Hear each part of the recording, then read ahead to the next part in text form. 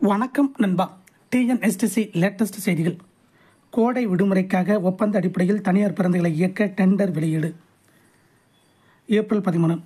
கோடை விடுமுறைக்காக தனியார் பேருந்துகளை இயக்க அரசு போக்குவரத்து கழகம் டெண்டர் வெளியிட்டுள்ளது.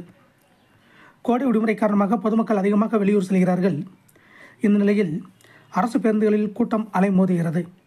எனவே 20 ஏசி அல்லா தனியார் பேருந்துகளை ஒப்பந்த அடிப்படையில் இயக்க அரசு விரைவு போக்குவரத்து கழகம் திட்டமிட்டுள்ளது. தமிழக அரசு போக்குவரத்து கழகம் விழுப்புரம் மண்டலம் கடந்த ஆண்டு செப்டம்பர் மாதத்திலிருந்து தனியார் பேருந்துகளை வாடகைக்கு எடுப்பதற்கான டெண்டர்களை வெளியிட்டு வருகிறது. தற்போது 1080 பேருந்துகளை இயக்குகிறது. இது மாநிலங்களுக்கு இடையேயான வழித்தடங்களில் நீண்ட தூர சொகுசு பேருந்து சேவைகளை வழங்குகிறது.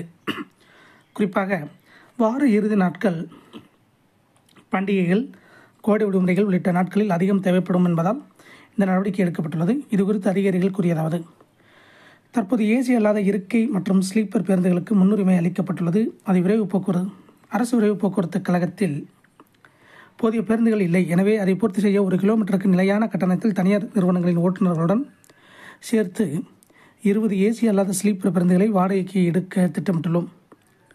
தனியார் பேருந்துகளின் இயக்கத்தால் நிர்வாகத்துக்கு எந்த இழப்பும் ஏற்படாது. இது புதிய பேருந்துகளை வாங்குவதை விட மிக குறைவாக இருக்கும்.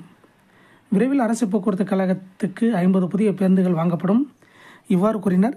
இதற்கிடையில் விழுப்புரம் மற்றும் மதுரை கோட்டம் சார்பில் பேருந்துகளை வாடகைக்கு எடுக்க டெண்டரை வெளியிட்டன. அரசின் இந்த முடிவுக்கு CITUC-ஐச் சேர்ந்த தமிழ்நாடு அரசு போக்குவரத்து கழக ஊழியர் சம்மேளனத்தின் பொதுச்செயலாளர் K. ஆறுமுகனையினர் கூறும்போது, இது தனியார் மயமாக்கும் முயற்சி என கூறினார். இதே போன்ற போக்குவரத்து துறை அப்டேட்டுகளை உடனுக்குடன் தெரிந்து கொள்ள நம்ம சேனல் சப்ஸ்கிரைப் பண்ணுங்கள், ஷேர் பண்ணுங்கள், லைக் பண்ணுங்கள். நன்றி, வணக்கம்.